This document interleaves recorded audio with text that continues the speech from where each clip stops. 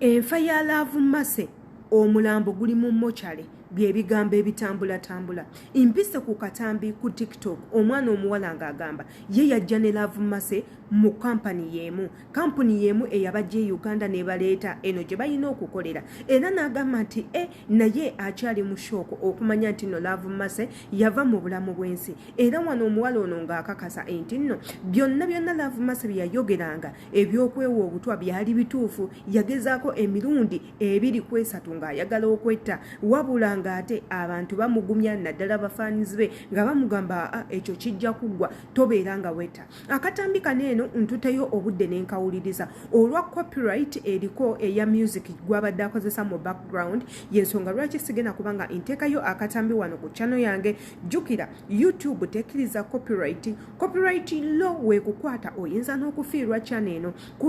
ku lwekyo kweyo ensonga eya copyright akatambi kano ngenda kubanga sikateekayo naye nabadde njagala nnyo okukateekayo nsobole okukkiriza mmwe nti ebigambo ebiva mu nze si byange Byaddala biina omuntu gwe bivaako. Nze ng'omuntu ngenda kujja ku conclusion teekako n'okukola analysis y'akatambi ako kempulidde nga nze adita wabula ate nga nammwe abali ku channel eno njagala mubeere nga munyambako mu bigambo bino bye ngenda okwogera gwe ombuulire olowooza ki ng'oyita mu komenti yo.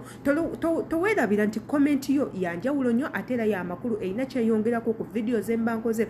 kyovula bankusaba obeere nga okomentinga beera genuine commenting ekintu kyonna kyoyagala as long as ekintu kyoyogera kyokomentinze kiyina amakulu gekigatta ku video eno. Jjukira nze video zenkola tezeesitaza z'abantu bonna basobola okuziraba omukulu omukadde n'omwana omuto asobola okugiraba ate n'ekirala abantu bangi nnyo abalaba video zineeno ne bootasuubira balina okuba nga baziraba kyovula banjagala tubeere decent nga tuyina obutambi bwe tukola nga tuyina comments ze tukomentinga ku videos ezimu wabula ng'ateera ng'enkola yange eya bulijjo amanya yenze Shila Adita yenze ali mu katambi kano n'eddoboozi lino lyange temuli edit yenze Adita. Mwebale nnyo kubanga musubscribinga gwe wenaatanaba kubanga osubscribinga beera ng'osubscribinga eya subscribinga edda nkwagala nnyo ate nawe eyakajja nga wakatwegatako munnange kino nawe kikkakatako ng'oyagala okubeera omu ku family yaffe wano ku YouTube tuyina engombe egamba subscribinga okwate ku notification bell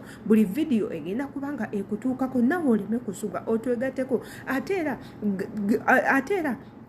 twegateko obeera omu ku bafamily osobola okutubuuza kyonna kyoyagala tubeera nga tukuddamu. Abali mawanga ag'enjawulo yonna gye musinziira okubanga mundaba mbatumiddeko nnyo olunaku olwaleero sigenda kubanga menya amannya kubanga obudde nina butono ddala wabula nga mwena mbagala nnyo mu bifo byonna gye muwangaalira gye mubeera gye musinziira okubanga mulaba video zino obudde bwe muteekamu okubanga mukomentinga I'm so appreciative. Olunaku olwaleero ngenda kuddayo katono nnyo ku bigambo by'omwana muwala Yamusse. Jjukira embeera zino embeera eno nga tenaba kujja Yamusse nga tanaba kubula Yamusse y'omu ku bawala ababadde ng'abakozesa omukutu gwa TikTok okubako video zaabwe okusanyusa abantu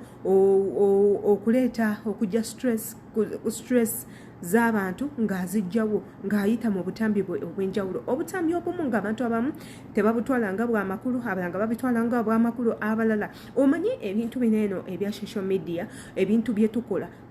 tebinyumira buli omu naye ate mubaamu n'abanyumirwa. Omuntu osobola okubeerawo nga si buli muntu nti akwagala naye ate obeerayo n'abantu abakwagala abayagala kyokola abali proud mu kintu kyokola. However mulimu abamu abatayagalira ddala nakubiraba nga balaba ng'ebintu by'okola ebiri disgusting balaba ng'ebintu by'okola ebitanyuma nga balaba okola disgusting things ebintu bye bateetaaga kubanga balaba awantu wonna. Yamusse naye abadde ne type ye eya content nga yoyo content ow'okuvuma content ow'okuwemula content ow'okukola ebintu by'ekizolozolo simanyi ye content we abadde amulowoozaako ki ng'amukola abadde asinziira ku kyokubanga amukola. Ebbanga eriiseewo emabegaawo Yamusse yavaayo n'akakasa ensenda n'abategeeza nti banange nze ngenda kubanga nva mu kiyumba wanene wembadde nkolera kubanga babadde banaazisa omulambo teekako ogusanirira enviiri n'okuguliisa. Vidiyo eyo gyakola yashookinga nnyo ensi video yakulanga 3 yashokinga nyensi video yatambula nnyo buli muntu natandika okuba nga aginyumyako n'agamba yiyi omuntu okola otya ewantu omwaka ogusooka n'okwata ogwokubiri oba omwezi ogusooka n'okwata omulala ng'omulimu ogwakutwala kubanga onaaza mulambo kulabirira mulambo ekintu ekyo kikyamu lwaki tovaayo ne weekubira omulanga lwaki tewayogera ng'ebyo byonna tebinnaba kubaawo Masalavu Akatambi ako ke yakola